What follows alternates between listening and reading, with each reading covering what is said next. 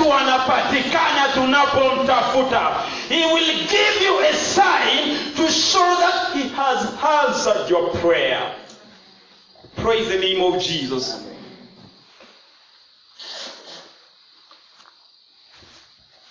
So, as we worship God, we show humility and repentance. Praise the name of Jesus. Tunaonyesha kutubu dhambi zetu. Wakati ambapo unafunga na kuomba, unakuja unatubu dhambi zako na unaonyesha unyenyekevu wako wote mbele za Mungu. Praise the name of Jesus. Because kuna mambo ambayo ulitenda pasipo kujua. The servant of God has just said that some things you can do in a hidden place, but you will not realize ilikuwa ni dhambi. But what you are supposed to do, repent, so that God may get a chance. Wakati kuna kuwe na vita na malaika, do you know, tunakuanga na spiritual warfare. Spiritual warfare happens when the demons, mapepo wa kuzimu wanakutazama. The servant of God said yesterday, kuna watu watakutazama usiku wa manane. Utakapokuwa ukienda kuomba, kuna mtu atakuona. Ni nani atakuona huyo? Nani? Adui yako atakutazama jinsi ambavyo unavyoenda kule kuomba, kwa sababu anajua kuna kitu unaenda kukichukua, utakibeba na ukuje nayo. Anajua, they are watching. So katika maombi yako kuna vita vya kiroho zinafanyika katika ulimwengu huu. Tuko katika ulimwengu unaotawaliwa na shetani. Kwa hivyo katika ulimwengu, the devil has power to do anything, but before Christ Jesus anaogopa sana. Praise the name of Jesus. So katika maombi yako kuna kuanga na zile vita. Kama kuna dhambi ambayo ulikuwa umeizitenda, kama kuna dhambi ambayo ulikuwa umetubu, na the devil, unajua pia kuna malaika wa shetani, kuna malaika zake katika anga. Kwa hivyo pia nao huwa anakuja wakati unaomba, anasema hapana, kuna jambo fulani alifanya. So the praise, kunakuwa na mabishano kwa sababu ya ile dhambi ambayo hujatubu. Kunakuwa na mabishano katika anga. Unajaribu kuomba, there is no breakthrough. There is no breakthrough. You praise like your prayers haiendi. You praise like your prayers haiendi. Because kuna dhambi ambayo haujaitubu bado. Wakati utaitubu, malaika wa mbingu anayopigana na ule wa shetani atapata nguvu zaidi ya kusema ya kwamba ameshatubu dhambi zake. Who are you? Then pale kunakuwa na breakthrough.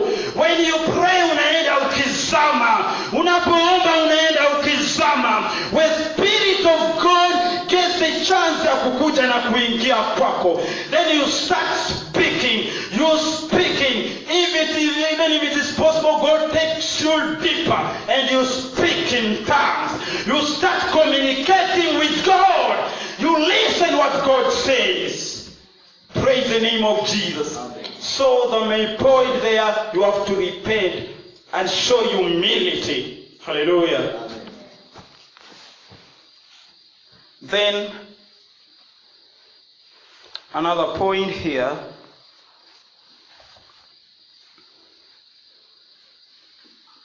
Hallelujah.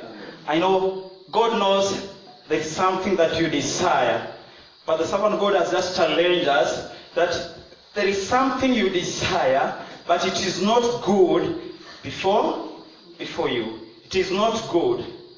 Kuna mambo mengine ambayo tunafanya tukidhani ya kwamba ni mazuri sana kwetu, lakini kumbe Mungu anasema hapo mbele, utakapofika mbele patakuwa na kizuizi. Kwa hivyo hiyo haitakuwa successful. That's why we come and seek God's will. Hallelujah. Amen. So that he may take us to the right direction. Another thing is that something we have to ask God, something you desire. Ni nini unachotamani? Ulikuja kumuuliza Mungu ni nini unachotamani. Unataka Mungu akutendee nini? Kuna kitu unatamani kwa maisha yako. And this you will get from 2 Samuel chapter 12 verse 15 to 18.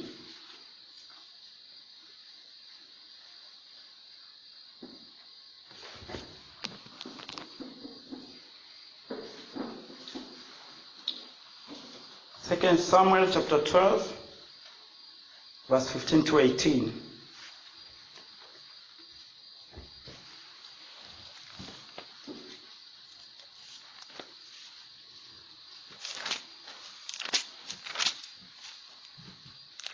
Praise the name of the Lord.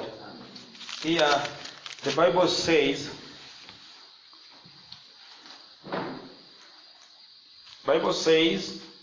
after Nathan had gone home, the Lord struck the child that Uriah's wife had borne to David, and he became ill. David pleaded with God for the child. He fasted and spent the nights lying in sackcloth on the ground. The elders of his household stood beside him to get him up from the ground, but he refused and would not eat any food with them. On the 7th day, the child died. David's attendants were afraid to tell him that the child was dead, for they thought while the child was still living, he wouldn't listen to us when we spoke to him. How can we now tell him the child is dead? He may do something desperate. Here you can see David, there is something that David desired. Yes? Are you getting something? David wanted God to heal them. And he fasted and prayed. He really prayed. Hallelujah. Then after David prayed, bado mtoto akafanya nini? Akakufa. Maombi yale unapoyatazama ya kwamba hayakujibiwa kulingana na vinye Daudi alifanya nini? Alimuomba Mungu. Hallelujah.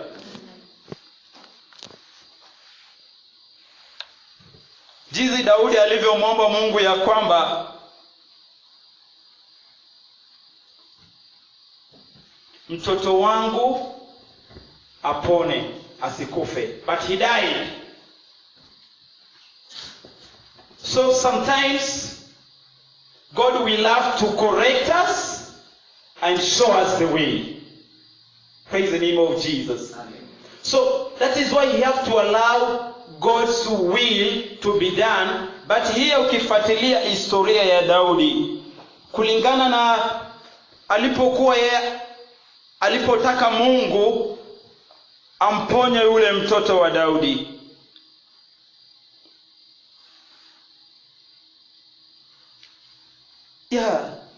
he prayed. Alikuwa na ile machungu. Sometimes there are things that happen katika maisha very painful, but unapata imeshafanyika. Ni wangapi hawajawahi experience such thing? They are there. You see, you pray, you ask God, God do this, God do this. Even ikibaki jinsi ulivyo, there is something that God has corrected ahead of you. Praise the name of Jesus. Because he will remain being our God and Almighty King. We will not change his position. We will not change him. Hallelujah. He will remain being our God. Even when God corrects you, accept the correction of God.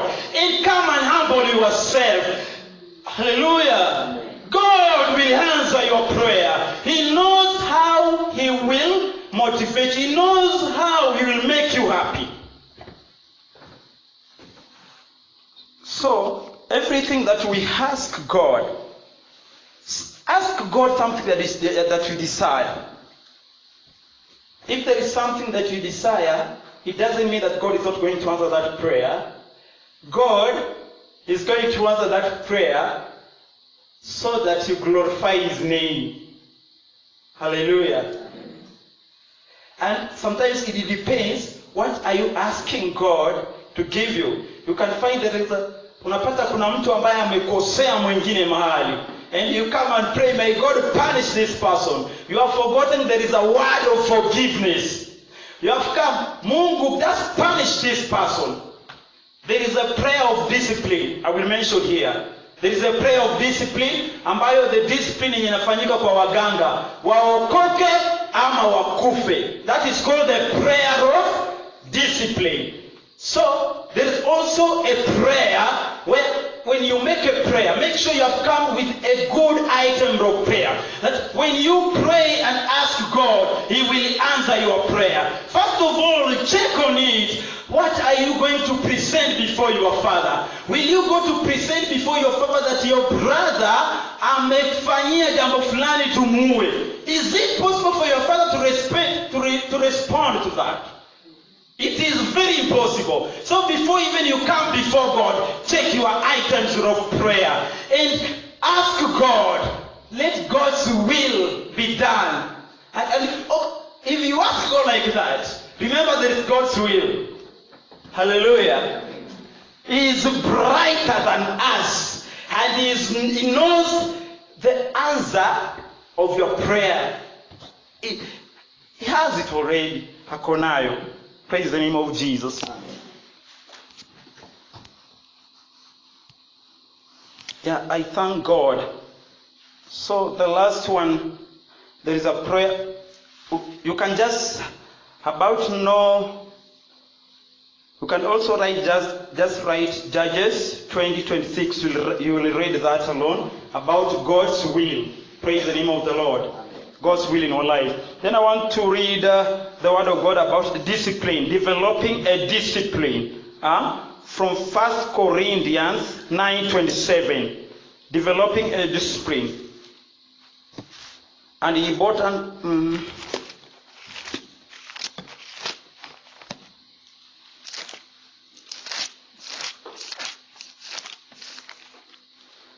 Yeah, 1 Corinthians chapter 9, verse 27, the Bible says. 1 Corinthians chapter 9, verse 27, the Bible says, no, I strike a blow to my body and make it my slave, so that after I have preached to others, I myself will not be disqualified for the prize. Are you saying that? That is one way of you developing a discipline. Wewe mwenyewe. You have to discipline yourself. Hallelujah. For now, I know sisi wenyewe tumejipea discipline. Ambapo baba anajua, this is not, we know ourselves, this is a way of approaching God. But to other people who don't understand about prayer and fasting, wanasema ya kwamba this is called what? Discipline. And also, there is sometimes you reach an extent of serving God, then you find yourself somewhere very far. You don't have transport, you don't have food to eat. Hallelujah. Then, that is what the Israelites did to Moses. They complained. Tutakula nini? Because then, so if you find yourself in such a situation, you discipline yourself, yes, serving God. You sacrifice yourself to serve God. Praise the name of Jesus. So, when you sacrifice yourself to serve God, that is one way that God will answer your prayer. You might think that you are fasted, but it's like you go to a method of thinking, oh my God, how come there is nothing to eat? How? So that's why God decided kuleta mkate kutoka jali tumanishia kina Musa mkate wakiwa wilderness, yes? He sent the bread so that wakuwe satisfied. So wherever you are, kulingana na situation utakuwa, that sacrifice, that you will develop yourself, punishing yourself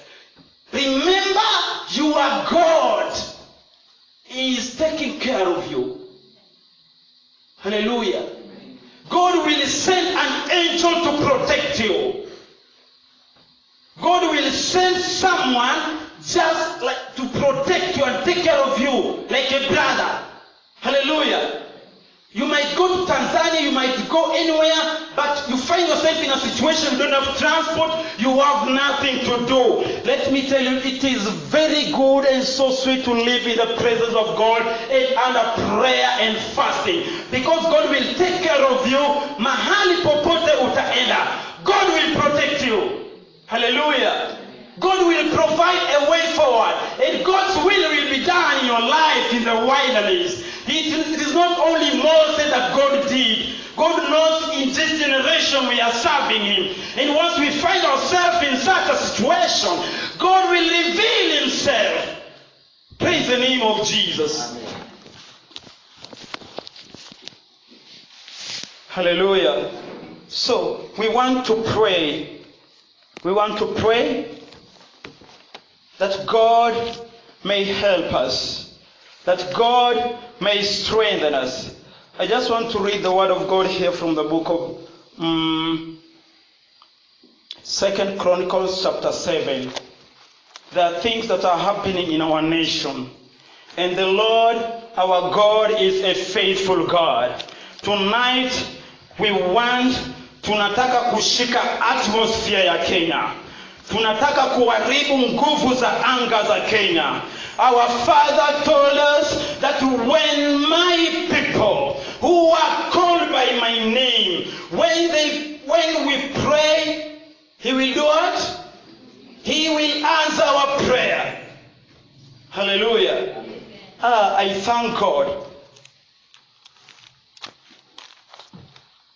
From the book of 2 Chronicles,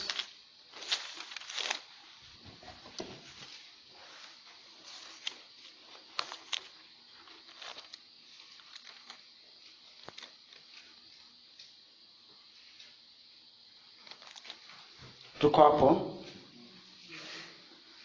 Yes, you can just go on, my brother, and read 2 Chronicles chapter 7, verse 14. If my people who are called by my name will humble themselves and pray and seek my face and turn from their wicked ways, then I will hear from heaven, and I will forgive their sin and I will heal their land. And I will heal their land. Tuanze pale 15, there is something there about Kenya iko saizi katika nchi yetu. Chapter 15 inasema namna gani?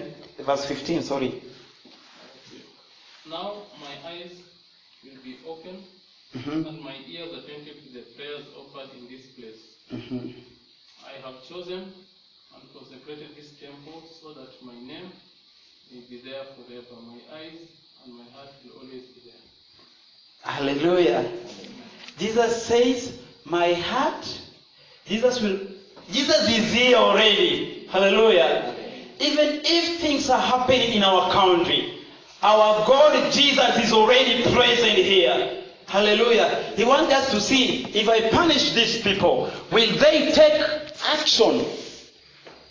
Is there any action will you take? He's just watching us. That is why other people are prophesying from other counties that in that country, no people are praying, few people are praying. Because God is watching and He sends a message to another country for them to prophesy about this country, Kenya. And already we are here.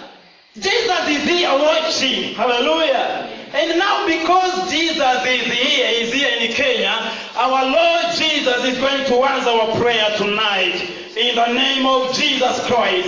There is something, let me teach you. There is something I want you to understand. When we worship God, when you praise God, when you pray, remember your hands. God has given you this. Amekupa mkono, amekupa mguu, amekupa magoti. Unaweza ukapiga. And you can kneel down and worship God. This it means you have really surrendered yourself before God. Are you getting? When Moses was praying, alikuwa anainua mikono. Wakati anainua mikono, wana wa Israeli walikuwa wanashinda. Wakati anarudisha, wana wa Israeli walikuwa wanashindwa. There is power through using your signs. When you use your signs, God anakuwa pleased na wewe. You listen, it means you are listening the direction of the Holy Spirit. Praise the name of Jesus. When the Holy Spirit tells you lie down, go. God will speak you in a good way wakati umelala chini. When the Holy Spirit tells you piga magoti, God knows He will speak with you kama umepiga magoti, kwa sababu anajua the average, anajua the measurement of your faith. So when you kneel down, anajua how humble will you be for God to speak with you. Praise the name of Jesus. When you raise up your hands and say, God, I worship you, God knows this guy you will surrender by raising up your hands. Hallelujah. Amen. I hope I thank Lord Almighty King. I want us to pray for our nation. Now, nilipokuwa katika maombi pale chini, nilitazama juu nikaona locusts zinatembea nyingi juu. Nani aliona? Leo locusts nyingi sana zilipita hapa juu. And I saw it and I, God, what is this? Yani zinapita juu kama ndege. Nikatazama kwa juu sana, ziko nyingi zinapita kama ndege juu. I was trying to imagine, how can this a small thing iwezi ikakufia huko juu? Kwa sababu hivi ni ya chakula kukaa tu huko kwa hewa. Yani inakaa pale juu kama mwewe. Na jua hata huwa inakuwa, sometimes jua inawaka kali sana. Kwa hiyo jua iwezi kachoma hizo locusts. So it means God uses that locust to punish His people. When God punishes His people, na iko katika Chronicles. Hallelujah. Utasoma tu, tumepita utaanza chapter 7 ukisoma, kuna hiyo punishment. So, when God punishes the people, He says that He will send the locusts and caterpillars to destroy the land totally. But because our God is faithful, and He said, if my people will call me by my name, I will come and I will answer their prayer. Praise the name of Jesus. I've told you, God has given you the power all over the world, which means Kenya is it is just a village to you. As a servant of God, let me tell you, let me expand your mind today. You can hold Kenya with your hands alone. That's why God uses one prophet to prophesy about Kenya. It is one person. God shows you the information about Kenya. It is one person. And God has given you the power and the mandate to say something about your country. Take it with faith, and the Lord Jesus will answer our prayer tonight. In the name of Jesus. It doesn't matter how many people are gathered to ask God tonight to repent our sins. Let's stand up and start praying. Let's stand up and start claiming back our peace. Let's stand and start claiming back. We need our Lord Jesus to answer our prayer. Our Lord Jesus is a mighty God. Praise the name of Jesus. Go ahead and tell God, in the mighty name of Jesus. You are so glorious, God. You are so wonderful. You are worthy to be praised, Lord.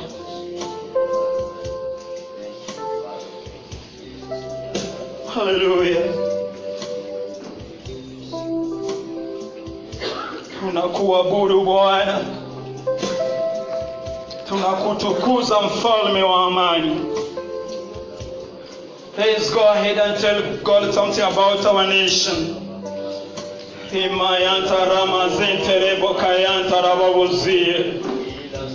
love you, Lord.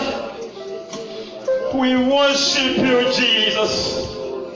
We thank you, Lord Almighty, our great and almighty King. Tonight, Jesus, King of glory, Father, we pray, God,